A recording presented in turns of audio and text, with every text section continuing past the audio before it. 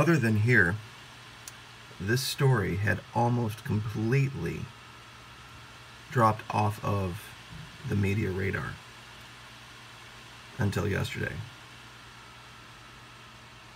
The idea now that they are going to attempt to criminally charge 5 people should tell you everything you need to know. It argues directly in the face of the causes that they say in their report led to these events. What were the causes?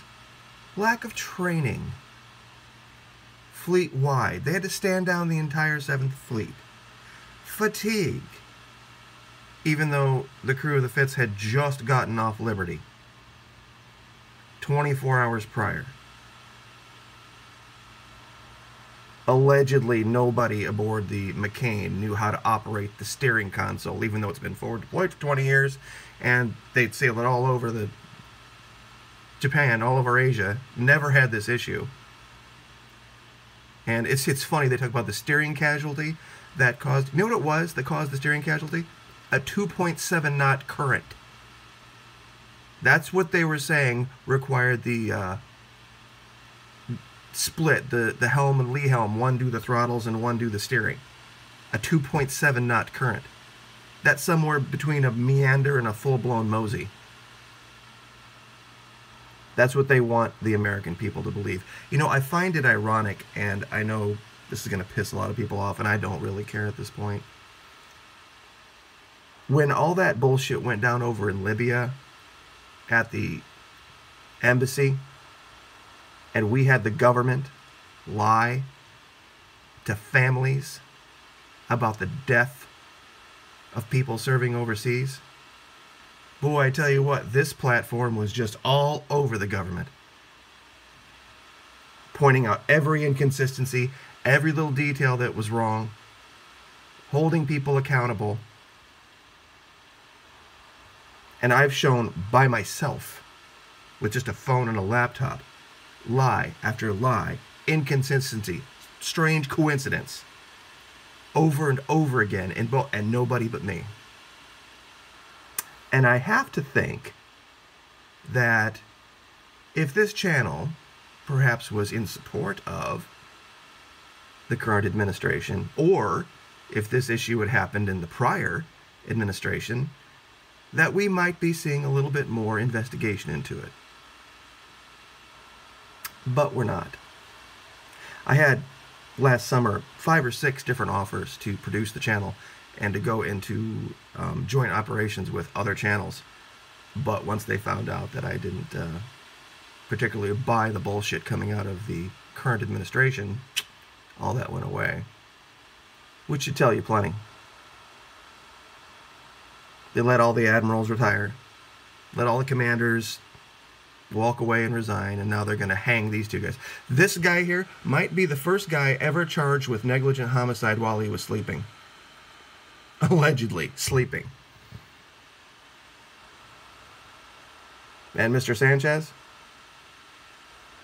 from the time they noticed a problem with the steering and the problem to the time that they were impacted was 5 minutes. And they had 4 people trying to fix the steering in that 5 minutes. But yeah, he's derelict. Because they want to protect their secret. They want to protect their vulnerability. They're going to let 19 sailors, well, 17 in these 2 cases, go without deserved Purple Hearts. And they're going to let these guys be charged criminally, along with 3 other junior officers. Now, this is going to be a longer video today, because we're going to go back through all the lies. And we're going to cover them, just to show exactly how much bullshit and crap has come out about this from the beginning. Now, remember, the first story was ACX Crystal on autopilot. The crew of the Fitzgerald was unaware and not paying attention. And, oh no, they just happened to sail right into them. And, you know, how could this possibly happen? Obama's Navy, terrible, blah, blah, blah, was the story. Well, we found out both of those things to be lies. The commander of the ACX Crystal, who, even by Navy accounts, would not have been at fault in this, so he would have had no reason to lie, says he flashed his lights, said he was perfectly aware of the Fitzgerald, said he was running in the same direction as the Fitzgerald, contrary to what the Navy has said, and did everything he could to communicate with them, tried to raise them on the radio. To no avail. And we can see in the report, if I can bring it up here, that, okay, this is the issue here with the McCain. Sorry, I went to the wrong report. But, well, we can go up there real quick, since we're going to be here for a minute. Familiar with it now. Enough. That at 0130, the Navy says, as of 1:30, neither Fitzgerald nor Crystal made an attempt to establish radio communications or sound the danger signal. Bullshit. Total friggin' lie. Absolute crap. And this idea that the Fitzgerald was unaware? Let's see, how far back does it go? 0110. Watchstanders unsuccessfully attempted to initiate a radar track on the Crystal. So as far back as 20 minutes prior to the collision, they were aware of it and attempting to initiate a radar track on it. Both people, the officer of the deck and the junior officer of the deck, were aware and discussing it. So we know for a fact that this initial story of the Fitzgerald unaware and the ACX Crystal on autopilot is a bunch of bullshit. Now also in this report, they decide to throw the command of the Crystal under the bus because they were only lookouts on port, not on starboard. They had a full complement. They had just gotten off liberty. Why would you think that they would only station lookouts on port? I know why. I'm pretty damn sure I know why. Because there was probably something dangerous or classified going on starboard. Incidentally, where the ship was hit. More than likely that Law's laser system, and we'll get to that later, but makes perfect sense. Also, they have this story about communications being down. You remember the idea that both ships, just ever so coincidentally and simultaneously, reported this at 2:20, the ACX Crystal to the Japanese Coast Guard, and in this report you can read that they say the first report to the Navy comes from a personal cell phone of a sailor aboard.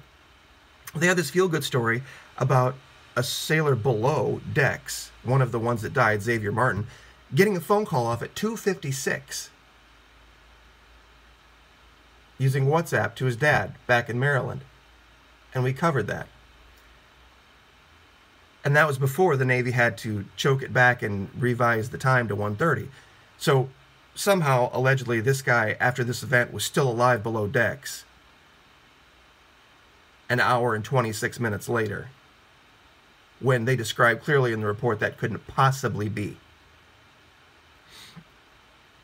We've also talked about this captain being asleep in his quarters. And I'm going to scroll down here while I'm talking, back to the part about the steering casualty. The steering casualty from the McCain being a current of 2.7 knots. That's what caused the steering casualty. And that's right here in the report. That's the only thing they list as causing a steering casualty, somewhere between a meander and a mosey. I'm not a professional boating person, but I've piloted a boat before. We have a river out here, the St. John's, and I guarantee there's currents out there that exceed 2.7 knots. And ships deal with it all the time. Okay, here it is. Here's the report from the McCain. And it talks, and this is the thing about people don't really notice. 0519, the commanding officer noticed the helmsman was struggling to maintain course while simultaneously adjusting throttles. Okay, that's common. That's normal procedure. The CO ordered steering control separated from propulsion control, with duties divided between the helm and lee helm watch stations. Okay, that's 519. Okay, now look at these times. 521 in 13 seconds, 521 in 15 seconds, 521 in 55 seconds. Okay?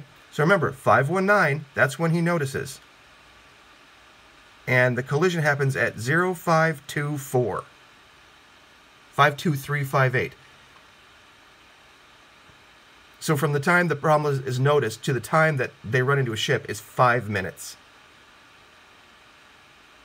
But negligent homicide. Okay.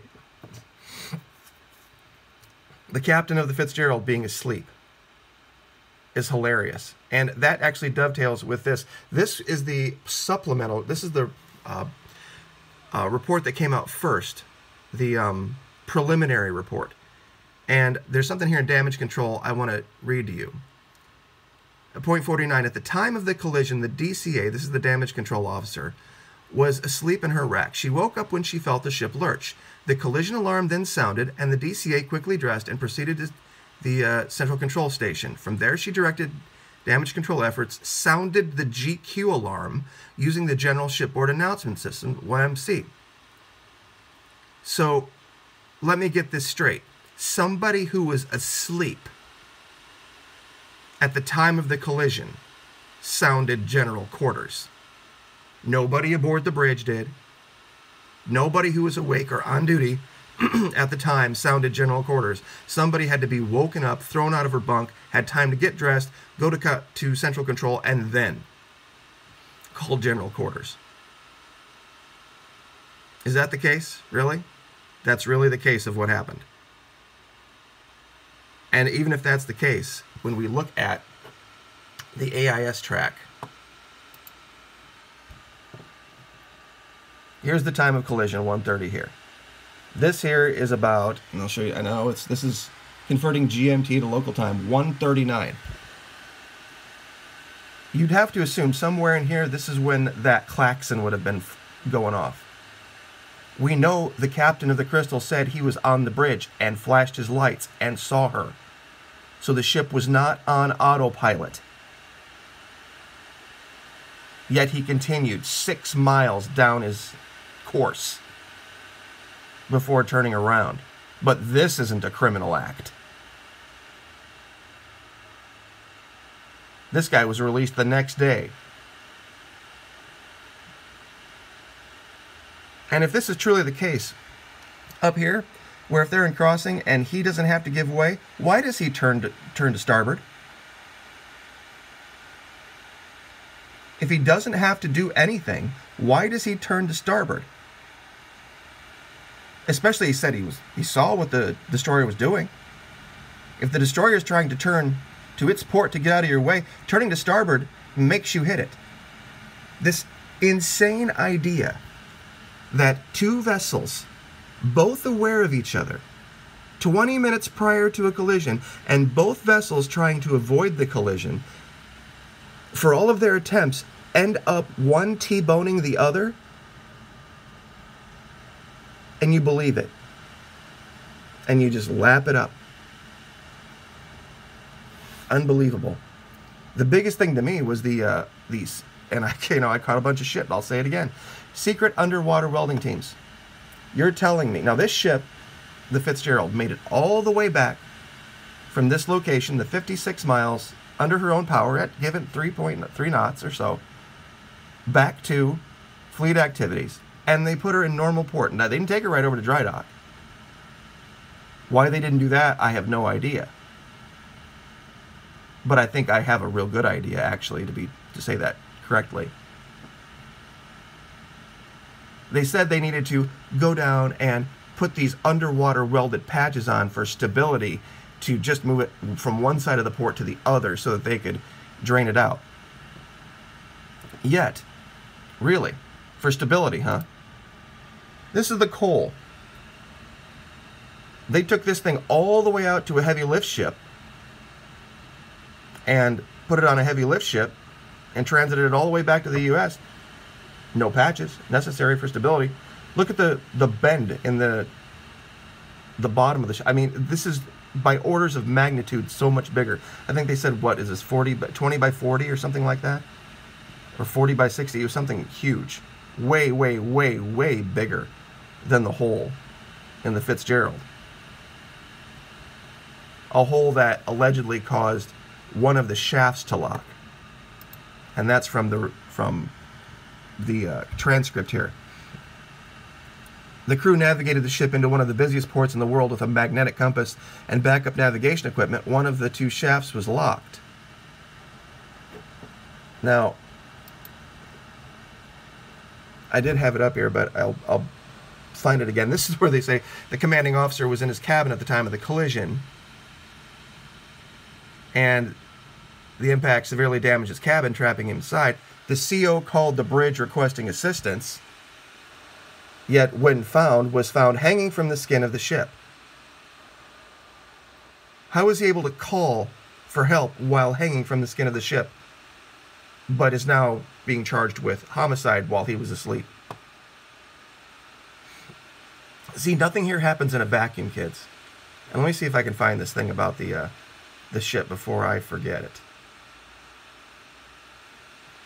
Okay, here's the locations. Here's where the bulbous bow of the Fitzgerald hits. The bulbous bow of the crystal hits the Fitzgerald, pardon me. Yet, it damaged one of the screws back here and locked one of the shafts. Even though the power plants are here and the shafts are there, this impact down over here screws those up. Yet, in the case of the McCain, when the impact was right here, directly over, and created a bigger hole than the one in the Fitzgerald, neither one of the shafts were damaged, and neither one of the engines were damaged. In that case. They've changed the story, too. Remember the commander said it was 116 people that were sleeping in that berth? Let's see, we talk about the steering casualty here. Let's see if I can find it. I got a lot of tabs up today. I apologize, but there's so much to cover. So much crap. And it looks like I lost it. Anyway, no, here it is. I found it. They're saying now that the report detailed the harrowing events in Fitzgerald's berthing 2 compartment. ACX Crystal's bulbous bow pierced the Fitzgerald's hull and opened the berthing compartment where 35 sailors were sleeping. Really? So now it's 35 sailors instead of 116. That would leave a difference of, it's like, okay, if the berthing is for 116 and only 35 were there, that would leave 81 that weren't in berthing, and I would have to assume they would be on duty. That's almost a third of the ship's crew. You're telling me that this was the place where the entire third shift slept? That's a strange coincidence.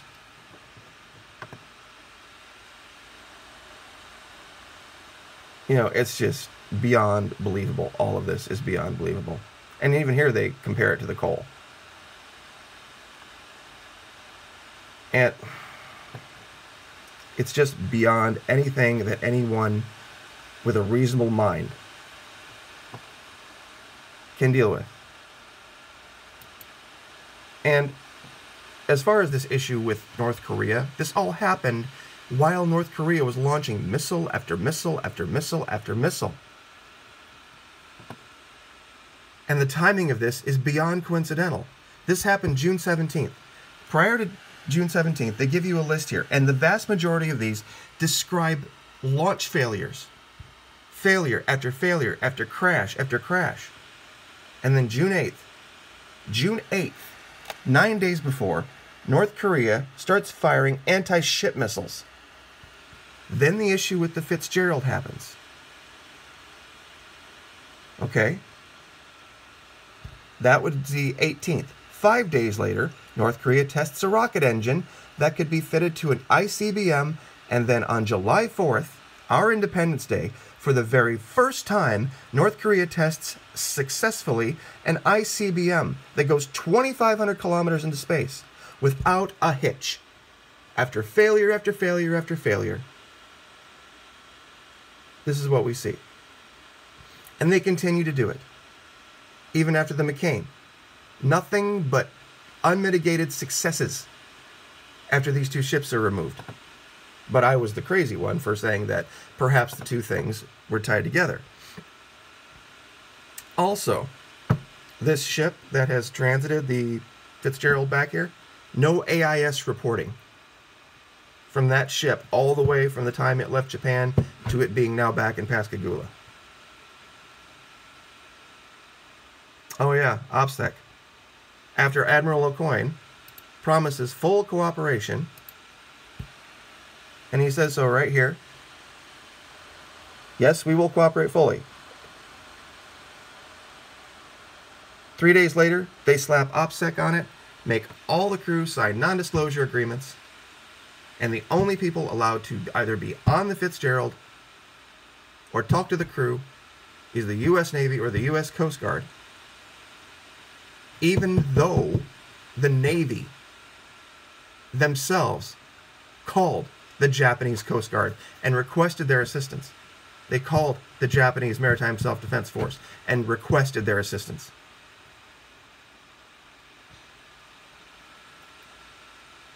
They screwed up the report when they showed the Merskavora, the Wanhai, and the Crystal. All of that was wrong. The timing was wrong. I mean, I know it's 21 minutes in here, folks, but I mean, there's so many things wrong. So many things.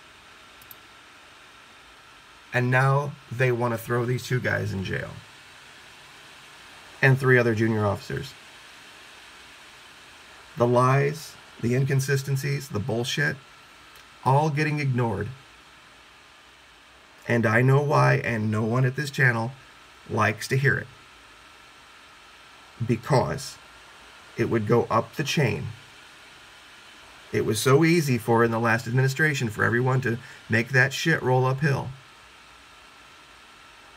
And I'm not saying that wasn't rightfully so, but in this case, boy, everybody is just silent as a church mouse.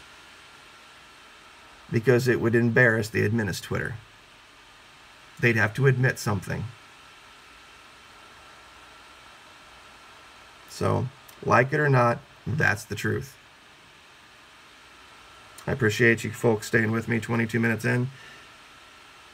I don't know what more we're going to do going forward with this. I guess we'll follow what they're going to try to do with this trial, but I'm sure it's probably more than likely going to be done behind closed doors.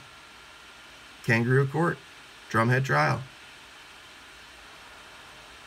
And they'll probably cut some kind of a deal. These guys will be dishonorably discharged. They may see 6 months in Leavenworth, who knows. But there'll be no justice for those families. I promise you there won't be. Because it would embarrass too many people too far up. Like, share, subscribe. Thank you so much. We'll see you next time.